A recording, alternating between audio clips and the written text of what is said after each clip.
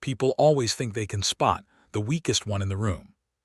They see a uniform, a mop bucket, worn-out shoes, and suddenly they believe they have power. That's the mistake bullies make every single time. At the police station that afternoon, the officers thought they'd caught a nobody. Just a quiet janitor sweeping the hallway. Someone they could shove around, bark orders at, and blame for a broken window they didn't want to explain. But the moment they slammed him against the wall, the moment the sergeant pressed a gun to his chest and spat, "You're just a janitor, stay in your place," they had no idea who they were dealing with. Because what that janitor did next shocked the entire station and changed everything. Before we continue, thank you so much for watching. If you enjoy emotional, powerful stories like this one, make sure to subscribe and turn on notifications so you never miss a new episode. Your support truly means the world to us. People always underestimate the ones who work quietly in the background. The janitors, the cleaners, the ones mopping floors while everyone else rushes past them without a second glance. And in police stations, that underestimation becomes even sharper. Cops walk with authority, detectives move with importance. Everyone has a badge, a title, a rank. But the janitor, he's invisible until someone decides he's easy to push around. Jasonstatham had been the invisible guy at the precinct for only 3 weeks. He never complained, never spoke unless spoken to, never made a scene. He arrived early, left late, swept the floors, fixed jammed doors, unclogged the break room sink, and quietly mended everything the officers were too busy to handle. Most thought he was just another middle-aged bloke trying to make ends meet. But a very small handful, the wrong handful, thought he was someone they could bully. The trouble began on a Wednesday afternoon, the kind when the air feels heavy with tension. A case had gone sideways, the chief was in a foul mood, and half the station was barking orders at the other half. Jason was wiping down fingerprints from a glass divider when he heard the commotion. 4 officers, Barkley, Trent, Simons, and Vega, stormed out of the interrogation wing looking like their egos had been punched. "They're gonna pin this on us," Trent growled. "It wasn't my fault she slipped away," Simons snapped back. "Well, someone better take the blame," Vega muttered. "The chief's looking for a neck to wring."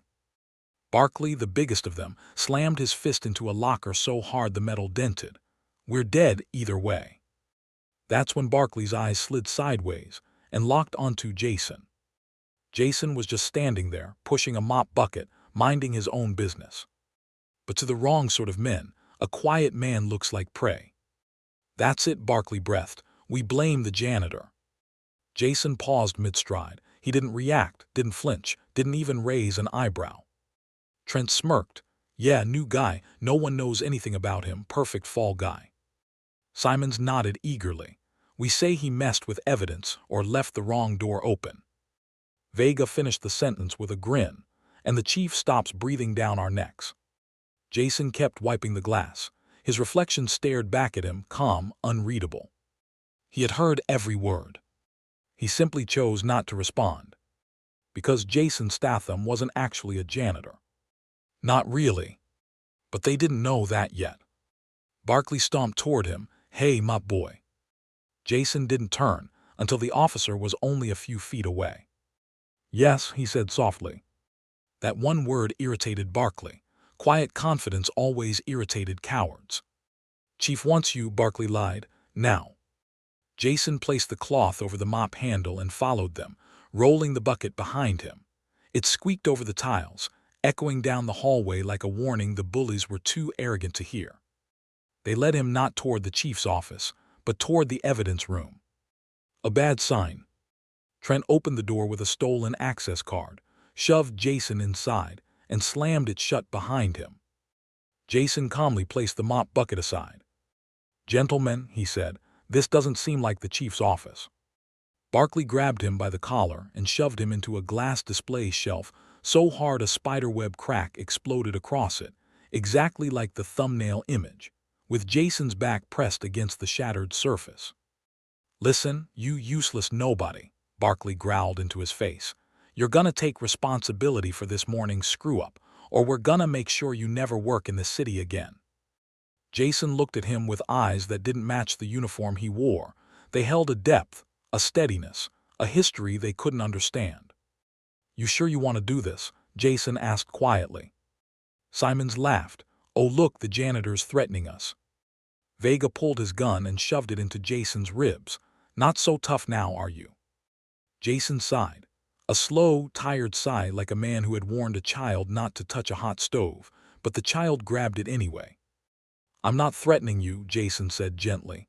"I'm asking, because once you start this, you can't undo it." Barkley spat. "You're not in control here." Jason stared into Barkley's eyes as if he were looking straight into the man's soul. "You're sure about that?" For a moment, just one, Barkley hesitated. Something in Jason's expression flickered like danger beneath still water. But arrogance drowns caution. So Barkley pressed his forehead forward and snarled, "You're a janitor, a nobody, and you're gonna take the fall." Jason lowered his gaze, almost sadly. "Fair enough," he whispered. And then everything changed. Barkley reached for Jason's shirt, intending to drag him forward again, but Jason's hand moved first. It happened faster than any of them could track. One moment Barkley was grabbing him. The next moment he was face down against the evidence desk, with his arm twisted behind his back at an angle arms weren't meant to bend. The others froze. "What?" Before Trent could pull his weapon, Jason kicked the mop bucket. It slid across the floor, slamming into Trent's shins. The officer toppled like a cut tree. Simons lunged. Jason stepped sideways, grabbed Simons by the wrist, twisted, and the gun clattered across the floor. Vega fired, but Jason used the dazed Simons as cover. The bullet hit a metal shelf behind them. Jason shoved Simons into Vega, disarming the second man with a flick of his wrist. 3 officers down. In less than 6 seconds. Barkley, still pinned, roared in rage. "What the hell are you?" Jason leaned down, his voice low and level. "I'm the man you shouldn't have pushed." He released Barkley just long enough for the officer to stumble away, gasping for breath. Trent scrambled back to his feet, eyes wide, gun trembling. "Why, you're under arrest." Jason looked at him, really looked, and Trent froze like a man staring at a tiger. "You sure you want to point that at me?" Jason asked.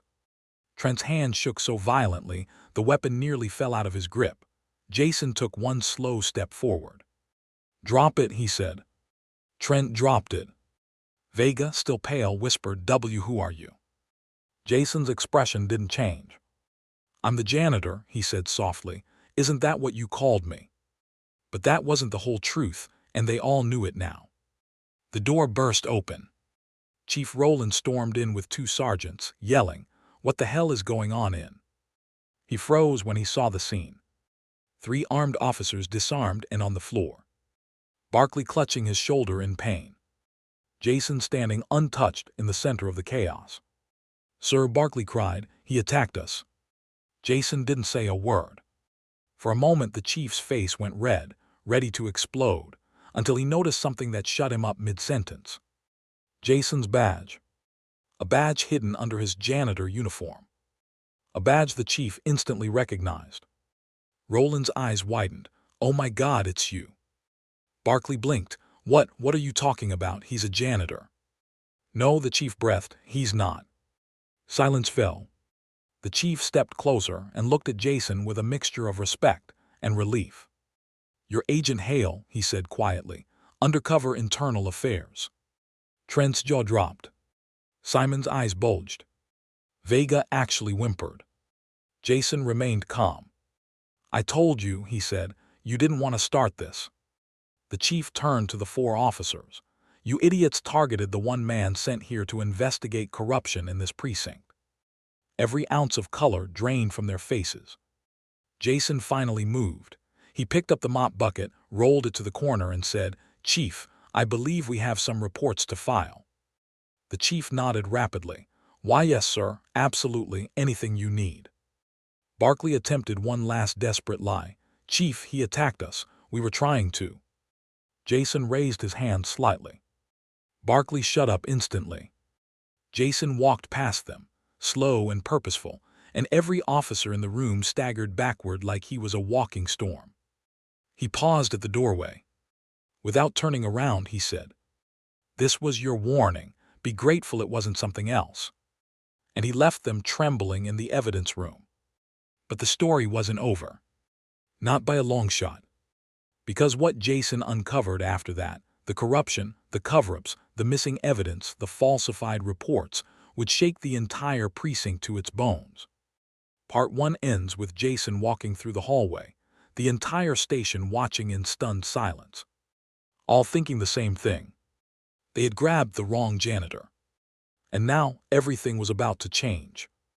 Jason walked out of the evidence room and the corridor seemed to freeze around him. Conversation stopped mid-sentence. Officers lowered their coffee cups. Typing on keyboards slowed until it died completely. Every single person in that precinct had heard the gunshots. They had heard shouting. And now they saw 4 of their own stumbling out behind Jason with bruises, twisted arms, and shaken expressions. The janitor had become someone else entirely. Jason kept walking, not fast, not slow, just steady, controlled, like nothing about the situation had put him off balance, like every part of this had been expected. Chief Rowland hurried after him, practically tripping over his own feet to keep up. "Agent Hale, sir, if you had told me it was you, I would have."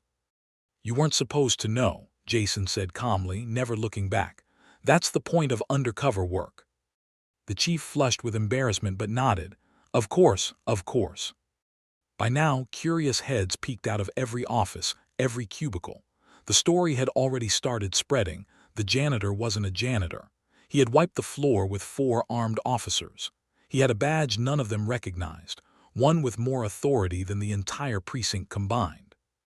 Jason reached the administrative wing and stopped in front of the secured glass door. The receptionist behind it looked up, startled, and scrambled to buzz him inside without him even asking. He stepped through. Behind him, the chief barked orders. "Nobody interferes. Everybody stays at their desks. And someone get medical for those idiots before internal affairs gets here." Jason paused for a moment. Internal affairs. He was internal affairs. But Chief Rowland had contacted the wrong department, because he had no idea Jason outranked even IA. Jason pushed open the door to the chief's office without knocking. Rowland rushed in after him, breathless. "Sir," the chief said, I didn't know they would." "They always do," Jason replied, pulling the blinds shut. "Bullies always pick the quietest person in the room. It's predictable." The chief swallowed hard. "Sir, is this about the Vega case?" Jason's eyes lifted just slightly. "Among other things." The chief straightened his uniform automatically, like standing before a superior officer. His hands shook just a little. "What do you need from me?" "Access," Jason said. "Everything." The chief froze. "Everything." Every case file from the past 2 years, every missing person record, every evidence log, every officer transfer, every disciplinary note, every complaint report, and every off-the-books arrest that got quietly buried. The chief's face went pale. "Sir, that's thousands of documents." Jason stared at him. "Are you refusing?" "And no, sir, absolutely not. I'll get you everything." Jason nodded once. "Good." The chief left his office as if his shoes were on fire. Jason closed the door behind him and took a slow breath. Though his face remained expressionless, his mind was already several steps ahead, because he knew today was the day everything was going to explode. He reached into his janitor uniform pocket and pulled out a small encrypted USB drive. He inserted it into the chief's desktop computer and began pulling up internal systems, one after another. The precinct's database was a mess of red flags, missing information, altered logs, and suspicious edits. Jason scanned hundreds of entries in minutes. Officer Vega had hidden evidence in at least 5 cases. Simons had filed reports that contradicted bodycam footage. Trent had helped cover up a wrongful arrest. But Barkley was the problem. Barkley wasn't sloppy or careless like the others. Barkley was calculated. Barkley altered evidence with precision. Barkley had connections outside the precinct. Barkley erased people from the system. And Barkley had influence. Jason leaned back in the chair. His jaw tightened a fraction. Barkley wasn't just a corrupt cop. He was the center of something bigger. Right then, a soft knock came from the door. Jason didn't move. "Come in." Officer Daniels, one of the only good cops in the building, stepped inside. A nervous but sincere man in his mid-30s. "Sir, I heard what happened." Jason glanced up. "You hear a lot, apparently." Daniels swallowed. "Sir, those guys, they've been making our lives hell here. Me, Patel, Rodriguez, everyone who actually follows the rules. They push us around, intimidate us, make us look like fools. If someone files a complaint, they bury it."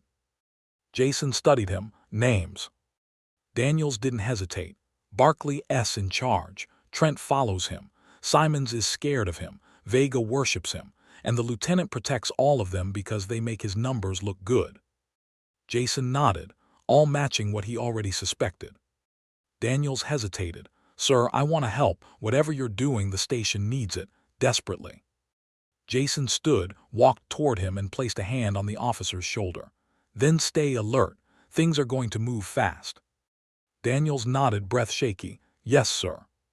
He left. Jason turned back to the computer, but before he reached it, he heard shouting in the hallway. Jason opened the office door. Chief Rowland was arguing with Barkley, who had his arm wrapped in a makeshift sling and rage pouring off him like poison. "You don't understand," Barkley thundered. "That man assaulted us." "That man outranks us," Rowland barked back. "You assaulted him." "He's lying about who he is," Barkley spat. "He must be. He's just a janitor." Jason stepped fully into the hall. The entire room fell silent again. Jason walked forward slowly. Barkley stiffened, eyes flaring. "Stay back," he snarled, pulling his gun with his uninjured arm and pointing it directly at Jason's chest. "Stay back, I'm warning you." Gasps echoed around the room. Chief Rowland stepped between them instantly. "Barkley, stand down." "No," Barkley screamed. "He's trying to take us down. He's framing us. He wants us fired or worse." Jason simply looked at him with a calm, unreadable expression. "Barkley," Jason said, voice low, "you should put the gun down." "Shut up," Barkley snapped. "I'm not afraid of you." Jason tilted his head slightly. "You should be." Barkley roared and stepped forward, and that was the last mistake he ever made. Jason's hand moved like lightning. He struck Barkley's wrist, disarming him, then grabbed the man's collar and slammed him against the wall so hard the air left his lungs. Barkley crumpled to the floor, wheezing.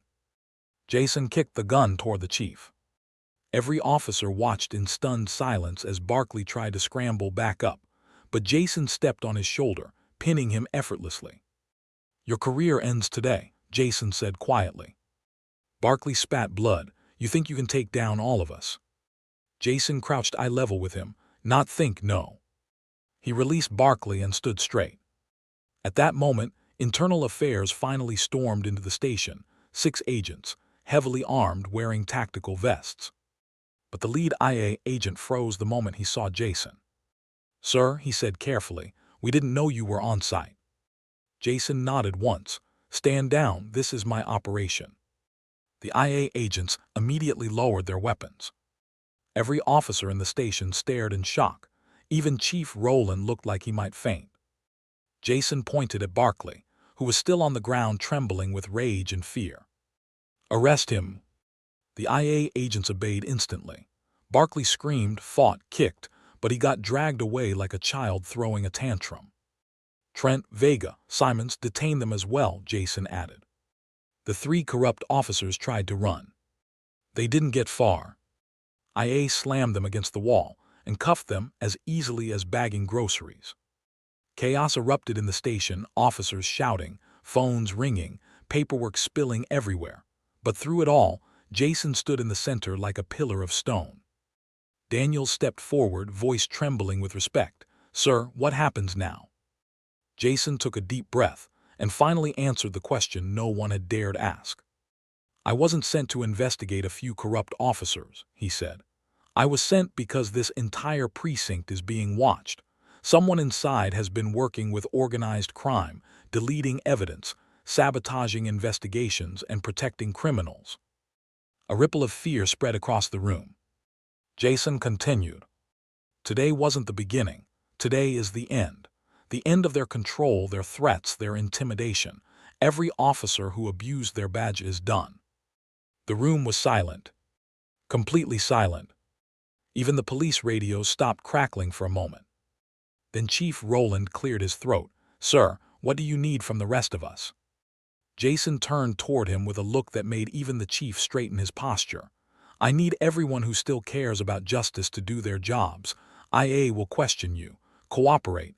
Tell them everything. No more silence." The good officers nodded. The guilty ones trembled. Jason walked toward the exit. As he passed Daniels, he stopped for a moment. "You did the right thing," Jason said quietly. Daniels swallowed hard.